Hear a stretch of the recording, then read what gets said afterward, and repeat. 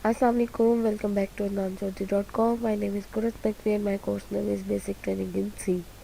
अब तक जितने भी ट्यूटोरियल्स हुए हैं उनमें मैंने आपको बताया सी क्या होती है, सी के बारे में बताया, यानी सी प्रोग्रामिंग लैंग्वेज के बारे में, वो क्यों ज़रूरी है, किस तरह यूज़ होती है। अब तक हम उसकी इंस्टॉलेशन कर चुके हैं, उसका हेलो वर्ल्ड का प्रोग्राम देख चुके हैं, सब कुछ। अब इन सब करें सी प्रोग्रामिंग लैंग्वेज सीखने के लिए सबसे पहली बात तो हमें जो चाहिए वो डेडिकेशन है। उसके अलावा कुछ फंडामेंटल थिंग्स हैं जो हमें ध्यान में रखनी पड़ेंगी किसी भी कोडिंग को अटेम्प्ट करने से पहले। अब पहले सबसे पहले हमें प्रॉब्लम बतानी चाहिए कि हमें चाहिए क्या, हमने करना क्या। पहला स्टेप क्या है कि हम अपनी प्रॉब्लम आइडेंटिफाई करें कि प्रॉब्लम क्या है, आप चाहते क्या है, आपको चाहिए क्या। दूसरी चीज़ आप ये देखें आप उस प्रॉब्लम को सॉल्व कैसे करना चाहते हैं, आप उसको कैसे लेके चलेंगे और वो कैसे आपके साथ चलेगी।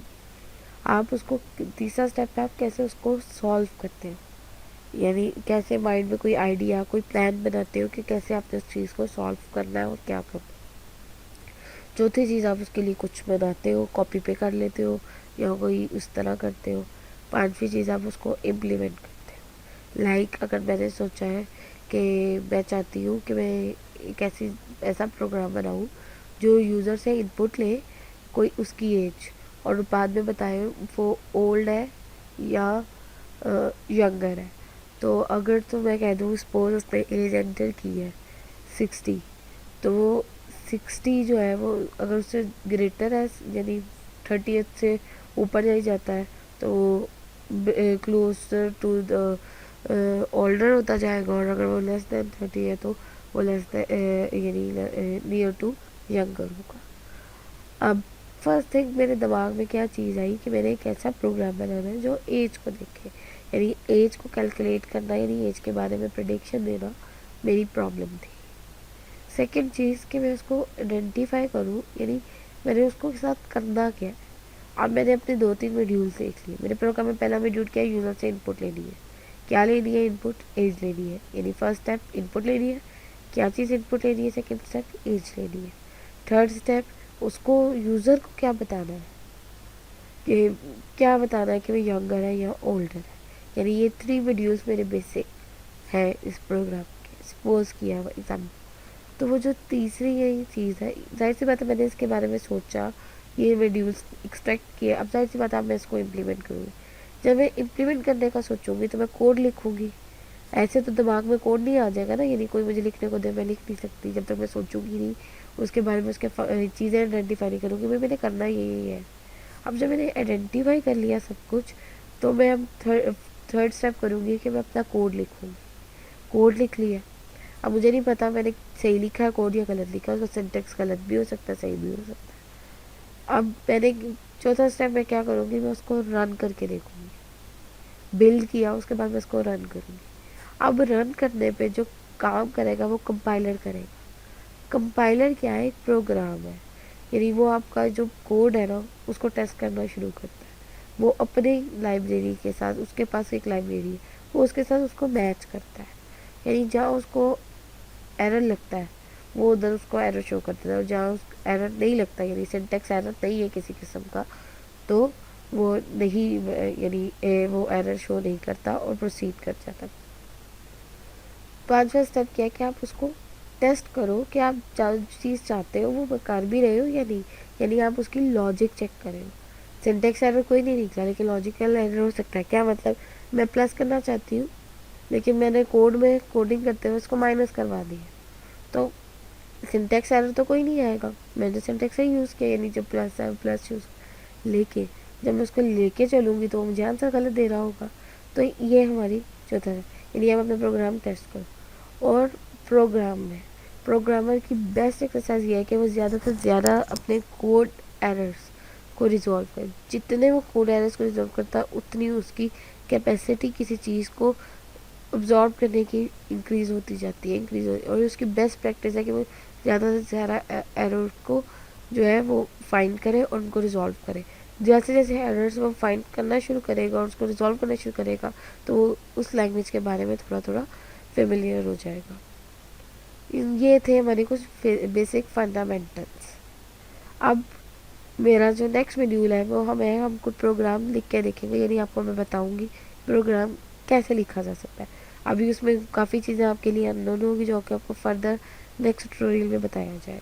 सबसे पहले आज मैं अपना पहला प्रोग्राम रन करने लगी हूँ। यानी उसमें क्या है, वो यूज़र से इनपुट लेगा,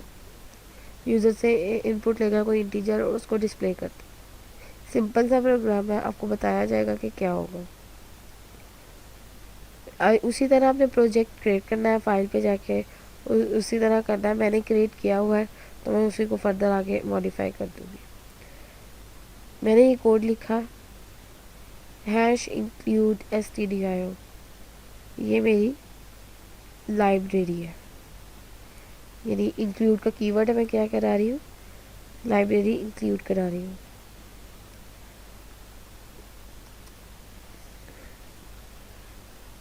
मैंने आपको पहले भी बताया था, कमेंट्स कभी भी एग्जीक्यूट नहीं होते। कमेंट्स के दो तरीके होते हैं। कमेंट्स आप ये दो लाइन स्लैशेस दे सकते हैं, इंस्टेंटली लिख सकते हैं, वो एग्जीक्यूट। या फिर अगर आपने मल्टीपल लाइन्स में कमेंट देना है तो ये स्लैश स्टैटिक, और आपको ऑटोमेटिक विजुअल स्टूडियो का है कि एक सिंटेक्स दो तो दूसरा वो ऑटोमेटिकली कंप्लीट कर देता है। तो फिलहाल अभी हम कमेंट्स कर देंगे। मेन से हमारा प्रोग्राम शुरू किया। इंट ए, हमारा ए जो है एक इंटीजर टाइप है, यानी एक वेरिएबल है जिसमें हमने कोई वैल्यू स्टोर करानी है। अभी आपको डिक्लेरेशन पे नहीं जाना, मैंने इंटीजर लिया, मैंने डबल क्यों नहीं लिया, फ्लोट लिया, आपने इस बात पे कंफ्यूज नहीं होना जब मैं आपको डाटा टाइप्स का ट्यूटोरियल में बताऊंगी कि डाटा टाइप्स कौन सी किसके लिए बेस्ट है।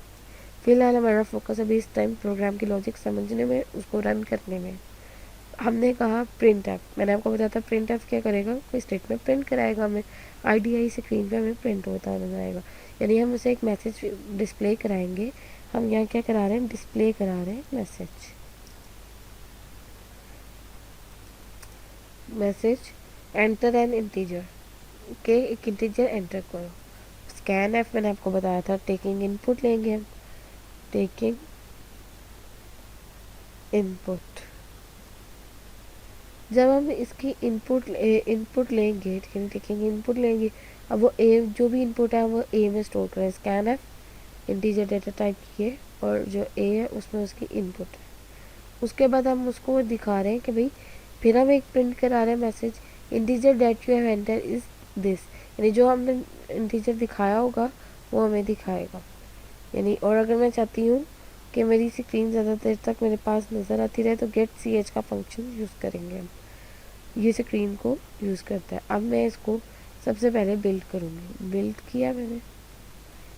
बिल्ड करने के बाद जब ये अभी बिल्ड प्रोग्राम हो रहा है, अभी बिल्ड चलते चलते, यानी जब स्टॉप हो जाएगा तो हमें मैसेज शो कर देगा। उसके बाद आप इसको बिल्डिंग के बाद ये देखें बिल्ड हो गया। अब मुझे दे दिया है the scan F variable may be unsafe, consider with scan F underscore S instead to disable. ये वार्निंग है, इसका कोई मसला नहीं है। इसका ठीक है, आप इसको यहाँ से रन करेंगे। यस,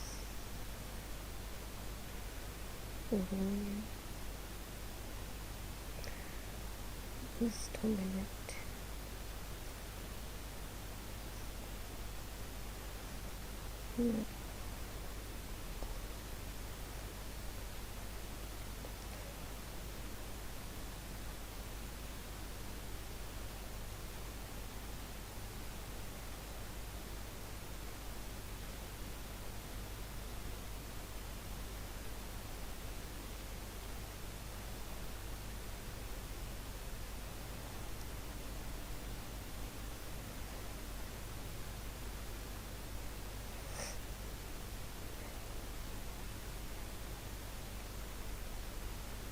वो स्कैन ऐप का एरर आ रहा था कि नहीं, वो कहता था कि स्कैन ऐप जो अनसेफ है, आपको अंडरस्कोर एस दे रहे हैं, लेकिन बेसिक आपका स्कैन ऐप ही यूज़ होता है। बाज़ वक़्त एरर देता है, बाज़ वक़्त नहीं देता, ऐप की कंपाइलर का मसला होता है।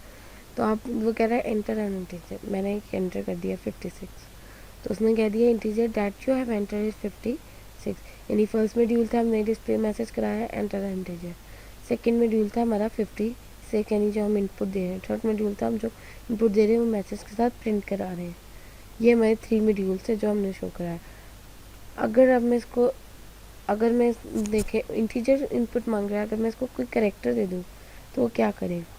करेक्टर दिया तो मुझे ये वैल्यू दिखा रहा है। प्रोग्रामिंग के टर्म में एक टर्म यूज़ होती है, garbage in garbage out. Compile C में आप जो लिखेंगे आपको वो चीज़ डिस्प्ले होगी, ना कि वो आपके एरर्स निकालेगा। यानी आप सी में जो आप दोगे फिर वही आपको गेट होगा। सी आपको नहीं बताएगा कि आपने सही लिखा है, वो सिर्फ आपका सिंटेक्स एरर निकालेगा, ना कि फिर लॉजिक एरर। अब इंटीजर वो मांग रहा था, इंटीजर में कोई सिंटेक्स का मसला नहीं था कि मैं वेरिएबल इंटीजर डिक्लेयर, लेकिन उसने मुझे, मैं करेक्टर दे रही थी इनपुट तो मुझे उसकी गार्बेज वैल्यू दिखा दी, उसने मुझे एरर नहीं दिया। तो सी में आपको ये इशू आता है कि आप दे क्या रहे हो और आप ले क्या रहे हो। लेकिन मैं इंटीजर दे रही हूँ और इनपुट वो करेक्टर ले रही हूँ तो वो मुझे गार्बेज वैल्यू देगा। तो एक टर्म यूज़ होती है गार्बेज इन गार्बेज आउट, और ये आईटी की टर्म यूज़ होती है गार्बेज इन गार्बेज आउट, और प्रोफेशनल लेवल पे भी ये टर्म यूज़ की जाती है। किसी आपका कभी भी अंडरस्टैंड नहीं कर सकता कि आप दे क्या रहे हो, उसको आपके प्रोग्राम, उसको सिर्फ आपकी कंसर्न है सिंटेक्स है। सिंटेक्स सही करोगे, कंपाइलर को नहीं पता आपने क्या लिखा क्या नहीं लिखा, अगर उसके सिंटेक्स से मैच हो रहा है वो आपके प्रोग्राम को एग्जीक्यूट कर देगा और आपका जो आंसर होगा वो गार्बेज वैल्यू दे देगा। तो अब तक हमने ये जो अब तक किया है वो आपको से मैंने एक प्रोग्राम लिखना बताया है और उसको रन किया है हमने। हमें प्रोग्रामिंग फंडामेंटल सीखी है, थोड़ी सी सीखी, और अब हम नेक्स्ट ट्यूटोरियल में फर्दर इसका देखेंगे।